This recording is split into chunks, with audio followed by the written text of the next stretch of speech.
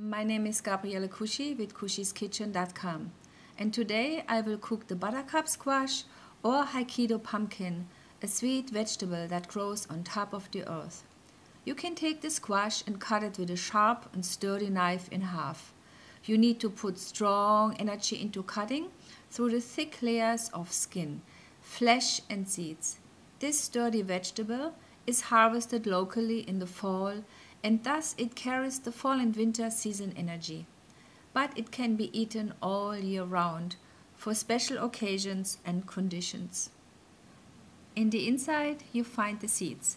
Remove them with a spoon, scrape them out from both sides of the squash. You can either compost the seeds or you can roast the seeds in the oven and eat them. They are very delicious. First you need to wash the seeds and remove the fiber that is connecting them in the inner of the squash. This will separate them. Then lay the seeds out on a cookie sheet and roast them in a 350-degree Fahrenheit preheated oven for about 15 to 20 minutes. Stir them so they can roast on both sides. After we removed all the seeds, we are cutting the ends on both sides of the squash and the hard brown parts on the skin with the knife, as these are too hard to digest. There is no need to peel the squash for this dish if it is an organic squash. To wash the squash, we are using the vegetable brush. Then we start cutting the squash into lengthwise sections. You can get about 7 to 8 U-shaped slices. For another dish you can roast them like that style in the oven. Then cut the squash in somewhat larger than bite-sized cubes. The bigger the size of the cubes, the longer the cooking time. When you cut the squash or any other vegetable into smaller pieces, the cooking time is shorter. In our case, we use the larger pieces that will suit better the nishimi cooking style we choose for this dish. For this dish, we are using a sturdy cast iron pot that has a ceramic inside. It's called the Le Creuset pot. We are preparing the squash as a Japanese dish that is called nishimi dish, which means waterless cooking. We add a piece of kombu sea vegetable for flavor and added nutrients. You can soak the sea vegetables or brush the salt off before using.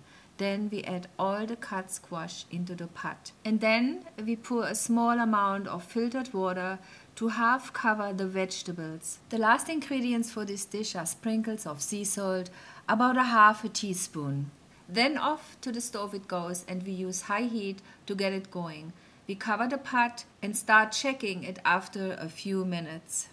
So the next dish we're going to be doing is a lotus root. We're using the lotus root dish, which is a root which grows actually in the water. And it looks a little bit like the lungs. When you open it up and cut it, you can see how nicely it looks. And it has like this little round openings, and actually the lungs look like that inside. So this is a really good food to eat to strengthen your lungs. You know, if you have a cough or something like that, if you are feeling like you're coming down with a cold, it's very good to eat some lotus root. And today I'm going to be just very simply sauteing them in a little bit of oil. I'm going to cut it half lengthwise here because it's easier to handle. And sometimes you'd also just brush this with the vegetable brush. You don't need to take this off. It's not that dark. Sometimes it comes a little bit darker, a little bit more, what is it called, moldy or what? You can take it off like that a little bit. So, but very gently, because you want to have the nutrients which are under the skin. That's a very important thing. Always remember to not peel your vegetables necessarily. Okay, and I'm going to take this away here, and then I will cut this little end I take off too, because it's a little dark. Take this off. But you know all the lotus flower, right? Because it's a symbol of purity and in the Buddhist tradition, right? So, and this is actually what's growing under there. So we're cutting it in a half moon, because I cut it already half, and this is the half moon. So that's how it looks. It's a wonderful vegetable. It has a lot of nutrients in there. And one thing is, which is very important, because sometimes in the macrobiotic way of eating, we don't like to eat so much of the potatoes. And one of the reasons why we don't like to eat so many potatoes is because potatoes are also nightshades. And the nightshades, as we will study in our handouts, is that the nightshades are not so good to digest for us. And when we have history of arthritis in the family or any kind of bone diseases, it actually will help us, grow the bone disease. Okay, so you have to really be careful with potatoes, also for that matter with tomatoes and the other nightshades, the red and green and yellow peppers. Okay, also the aubergine, it's the same thing. You don't want to do that, you don't want to eat that. So, cutting more.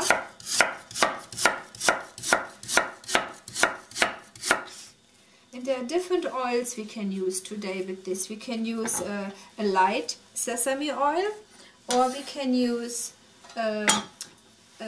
cooking olive oil. I like to use the sesame oil with this dish.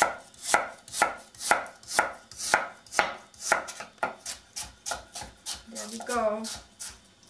Starting to cut it this way. So this is a lot of lotus root. And I cooked a lot of lotus root today because it's also a dish you can save for a couple days, for 2-3 days, because it keeps. You know, whereas when you cook green leafy vegetables, those you would like to eat the same day because they don't keep so long. But the root vegetables, it's a really hardy vegetable. This one you can keep longer. Okay? Take a break. The question was if we also can use the lotus root, which we can buy in the store, which is sometimes comes in a can and it comes in water. So you have to see if it just comes in the water and it doesn't have any additives like sugar or MSG, then it's okay to use them too. And also you can buy dried lotus root, and that's a very good way. You have to soak them overnight, and then the next day you can prepare them and cook them in other dishes. The dried lotus root doesn't go as well with the sauteing, the way we are going to do that now. That's the best for the fresh one. You can also get lotus root powder, which is the ground up powder. The lotus root is roasted and then it's dried and then ground up, and that's a really nice way of using this one as a tea when you have a cough, when you have like problems with your lungs or something like that.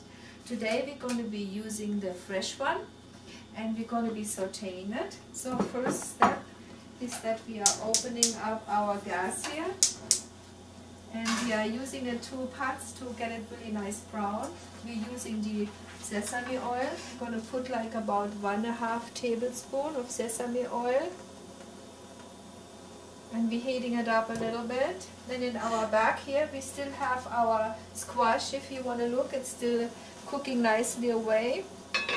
So in this way we are putting a little bit of the lotus root in the oil, so we will see when the oil is warm enough and we can put all the other lotus root in there. So it's a very nice way to know you're ready for cooking, right? Your oil is warm enough.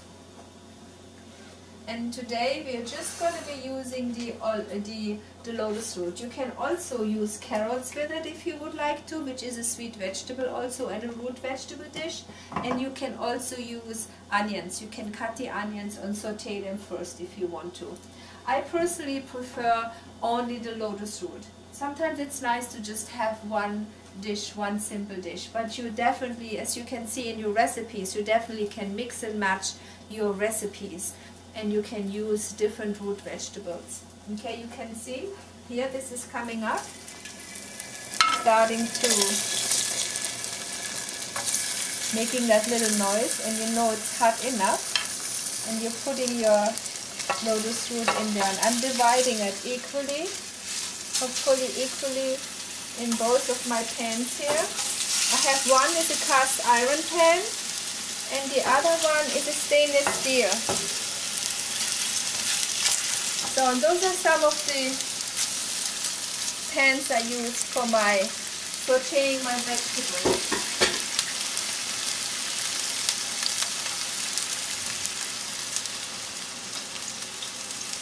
And I'm going to use a very good sea salt for both of them. A little pinch of sea salt. If you like, you can also use tamari soy sauce, which is a gluten-free condiment. But I prefer for this dish a little bit more of the salt. If you feel like eating pepper, black pepper, you can put a little bit of black pepper there. This is like going back to your grandmother's kitchen, how she used to do her fried potatoes. So this is more like using lotus root and making that same dish. And you can smell how good it smells already. And it smells somewhat already like the potato, the starchy smell. You can smell that, right? So it's just deliciously. And I'm really excited about to find that. And you can buy it in the natural food stores. Most certainly you can buy this in Oriental food store. Yeah, so you let it sit for a little bit and you don't touch it. Okay, it's kind of on a high heat here, and you don't want to touch it because you want to get it brown a little bit. So because if you do it right away now, the brown gets away from you, right? But I'm sure you all know how to do fried potatoes, so it's very similar to do that. But you also have to get it at the right time, because if you do it too much, it will be, you won't be able to loosen it up. So you can start a little bit, see how it goes. A little bit. Yeah, already. Some is already there. So we can already turn some around.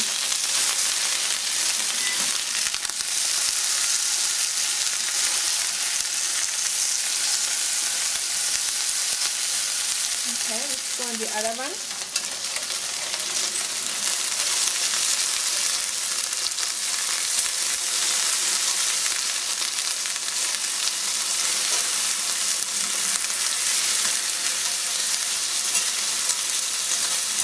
You can see the brownness, the really nice brown. So after you turn it, you want to use maybe just a tinge, a little bit more salt. Just a little bit to get the other side.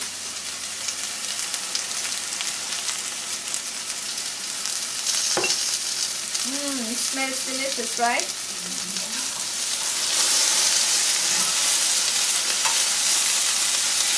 And I definitely like the cast iron pan a little better to do the roasting.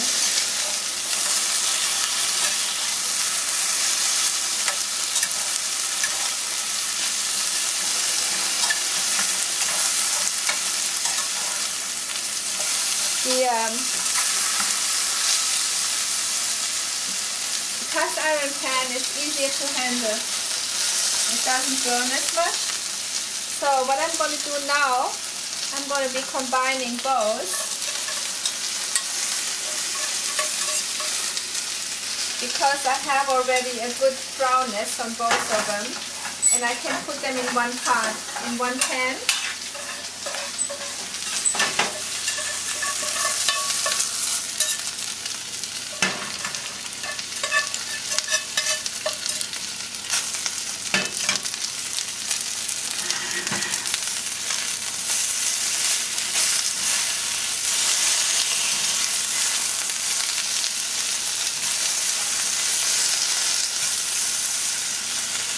At this point you want to turn it down a little bit, and you want to cover it, and you want to simmer it on very low. You get some water ready in case you needed to add a little bit, because you don't want to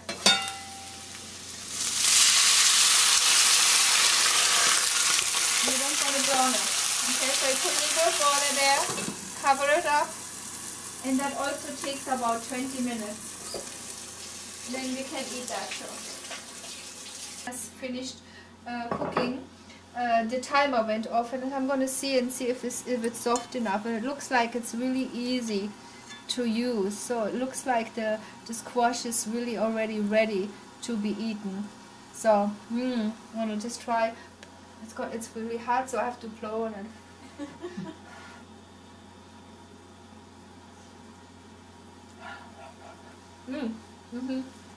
Very delicious. So the squash is ready to be eaten. And there is still a little bit of liquid in there, so you can see that, and you can use that liquid as your sweet vegetable drink, or you can use it as a soup vegetable stock if you make your miso soup or other things. Okay, so this sweet vegetable is ready to be eaten together, and we are still working on the lotus root, so it's still cooking here on high heat, and we probably need another 20 minutes or so to have it done. Okay, so you want to check this. Definitely want to use a little bit water. You don't want to burn it. So we need another good 20 minutes for this one here. There's a question about cookware. The best way to find out what you want to buy is that you go to the store and ask the clerk what they're having. You know, All-Clad is a very good brand, Kaflon is a very good brand.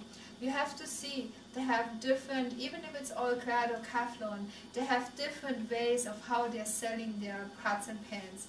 Some pans are better than others. They have higher quality and lower quality. So I would recommend that when you buy some pans and pots that you are really choosing the highest quality, because one pot that can really keep you a whole lifetime. And so you want to spend a lot of money on that one and not get the cheapest. Okay? Unless you're a student and you're really, so save your money for good, you know. All-Clad is very good. They're usually 100% stainless steel. And often sometimes they have also a copper bottom which burns very nicely. Sometimes they have a 3-ply which is a stainless steel. There is a small amount of aluminum inside, and outside is another stainless steel. And the aluminum does not touch your food, especially not with All-Clad or with the Kaflon. So those are very good brands. So, but other brands, sometimes they're very thin, and if they have even an aluminum bottom, the aluminum might leak through if it's a cheap product. Okay, so that's one thing you need to look at, really. And if that answered your question, but also I like the Le Creuset. This one is a really good pot because it's a cast iron one, and then it has enamel inside, and that cooks very gently, very nice. And then the last pot here, which is actually a frying pan, is a cast iron frying pan.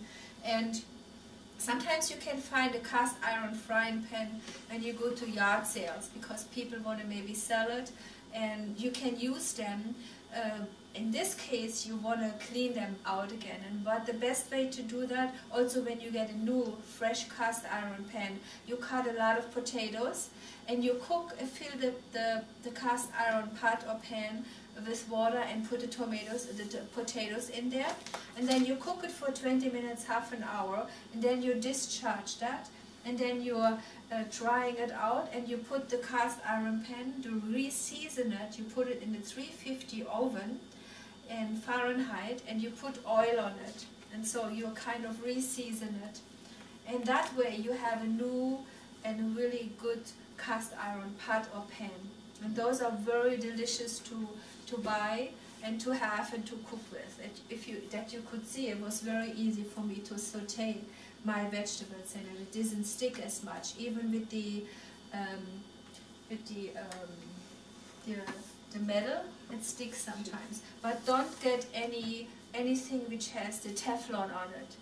Please don't do that. Maybe have only one pot like that when you wanted to do like some crepe or something, some pancakes, but don't use it on everyday use, because they are not as healthy, because we don't know if the chemicals leach into the food. Need another 6 minutes or so. to have it all ready to eat, but I will try one here and see if it's soft enough. It's hot again.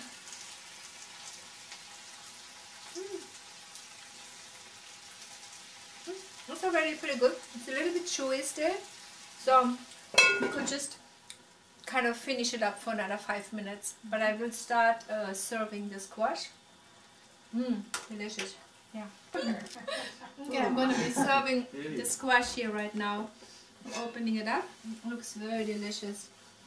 I'm going to be serving a little bit. Looks good. And I'm going to be adding some of the lotus root.